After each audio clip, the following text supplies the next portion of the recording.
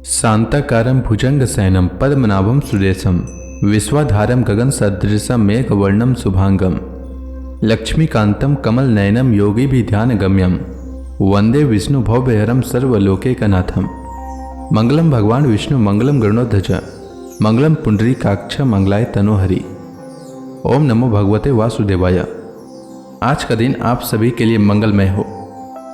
आइए सुनते हैं ज्येष्ठ मास कथा का 17वां अध्याय। राजा परीक्षित ने श्री सुखदेव जी से पूछा, भगवान श्रीहरि स्वयं ही सबके स्वामी हैं, फिर उन्होंने दीनहीन की भांति राजा बलि से 3 पग पृथ्वी क्यों मांगी, तथा जो कुछ वे चाहते थे वह मिल जाने पर भी उन्होंने बलि को क्यों बांधा। मेरे हृदय में यह बात का बड़ा कौतूहल है कि स्वयं परिपूर्ण यज्ञेश्वर भगवान के द्वारा याचना और निरपराध का बंधन, ये दोनों ही कैसे संभव है, हम लोग यह जानना चाहते हैं। श्री सुखदेव जी ने कहा, परीक्षित, जब इंद्र ने बलि को पराजित करके उनकी संपत्ति छीन ली और उनके प्राण भी ले लिए, तब भृगु नंदन शुक्राचार्य ने उन्हें अपनी संजीवनी विद्या से जीवित कर दिया। इस पर शुक्राचार्य जी के शिष्य महात्मा बलि ने अपना सर्वस्व उनके चरणों पर चढ़ा दिया और वे तन मन से गुरु जी के साथ ही समस्त भृगुवंशी ब्राह्मणों की सेवा करने लगे। इससे प्रभावशाली भृगुवंशी ब्राह्मण उन पर बहुत प्रसन्न हुए। उन्होंने स्वर्ग पर विजय प्राप्त करने की इच्छा वाले बलि का महाभिषेक की विधि से अभिषेक करके उनसे विश्वजीत नाम का यज्ञ कराया। यज्ञ की विधि से हविष्यों के द्वारा जब अग्नि देवता की पूजा की गई, तब यज्ञ कुंड में से सोने की चादर से मढ़ा हुआ एक बड़ा सुंदर रथ निकला। फिर इंद्र के घोड़ों जैसे हरे रंग के घोड़े और सिंह के चिन्ह से युक्त रथ पर लगाने की ध्वजा निकली। साथ ही सोने के पत्र से मढ़ा हुआ दिव्य धनुष, कभी खाली न होने वाले 2 अक्षय तरकस और दिव्य कवच भी प्रकट हुआ। दादा प्रहलाद जी ने उन्हें एक ऐसी माला दी जिसके फूल कभी कुमलाते न थे, तथा शुक्राचार्य ने एक शंख दिया। इस प्रकार ब्राह्मणों की कृपा से युद्ध की सामग्री प्राप्त करके उनके द्वारा स्वस्ति वचन हो जाने पर राजा बलि ने उन ब्राह्मणों की प्रदक्षिणा की और नमस्कार किया। इसके बाद उन्होंने प्रहलाद जी से संभाषण करके उनके चरणों में नमस्कार किया। फिर वे भृगुवंशी ब्राह्मणों के दिए हुए दिव्य रथ पर सवार हुए। जब महारथी राजा बलि ने कवच धारण कर धनुष, तलवार, तरकस आदि शस्त्र ग्रहण कर लिए और दादाजी की दी हुई सुंदर माला धारण कर ली, तब उनकी बड़ी शोभा हुई। उनकी भुजाओं में सोने के बाजूबंद और कानों में मकराकृति कुंडल जगमगा रहे थे। उनके कारण रथ पर बैठे हुए वे ऐसे सुशोभित हो रहे थे मानो अग्नि कुंड में अग्नि प्रज्वलित हो रही हो। उनके साथ उन्हीं के समान ऐश्वर्य, बल और विभूति वाले दैत्य सेनापति अपनी अपनी सेना लेकर हो लिए। ऐसा जान पड़ता था मानो वे आकाश को पी जाएंगे और अपने क्रोध भरे प्रज्वलित नेत्रों से समस्त दिशाओं को और क्षितिज को भस्म कर डालेंगे।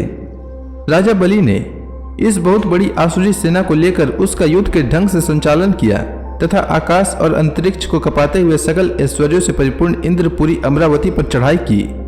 देवताओं की राजधानी अमरावती में बड़े सुंदर सुंदर नंदनवन आदि उद्यान और उपवन हैं। उन उद्यानों और उपवनों में पक्षियों के जोड़े चहकते रहते हैं। मधुलोभी भौरे मतवाले होकर गुनगुनाते रहते हैं। लाल लाल नए नए पत्तों, फूलों और पुष्पों से कल्प वृक्षों की शाखाएं लदी रहती है। वहां के सरोवर में हंस, सारस, चकवे और बतकों की भीड़ लगी रहती है। उन्हीं में देवताओं के द्वारा सम्मानित देवांगनाएं जल क्रीड़ा करती रहती हैं। ज्योतिर्मय आकाश गंगा ने खाई की भांति अमरावती को चारों ओर से घेर रखा है। उसके चारों ओर बहुत ऊंचा सोने का परकोटा बना हुआ है, जिसमें स्थान स्थान पर बड़ी बड़ी अटारियां बनी हुई है। सोने के किवाड़ द्वार द्वार पर लगे हुए हैं और स्फटिक मणि के गोपुर हैं।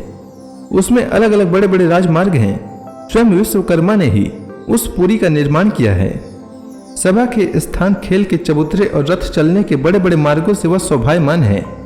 10 करोड़ विमान उसमें सर्वदा विद्यमान रहते हैं और मणियों के बड़े बड़े चौराहे एवं हीरे और मूंगे की वेदियां बनी हुई है।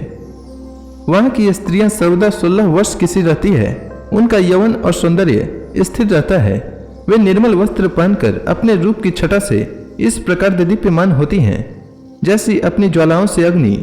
देवांगनाओं के जूड़े से गिरे हुए नवीन सुगंधित पुष्पों की सुगंध लेकर वहां के मार्गों में मंद मंद हवा चलती रहती है। सुनहली खिड़कियों में से अगर की सुगंध से युक्त सफेद धुआं निकल कर वहां के मार्गों को ढक दिया करता है। उसी मार्ग से देवांगनाएं जाती आती हैं। स्थान स्थान पर मोतियों की झलकारों से सजाए हुए चंदुए तने रहते हैं। सोने की मणि में पताकाएं फहराती रहती है। छज्जों पर अनेकों झंडियां लहराती रहती है। मोर, कबूतर और भौरे कलगान करते रहते हैं।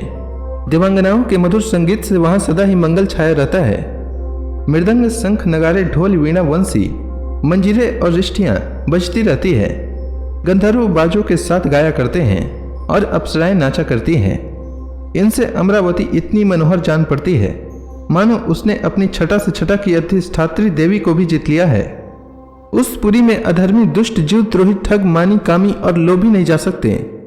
जो इन दोषों से रहित है वे ही वहां जाते हैं।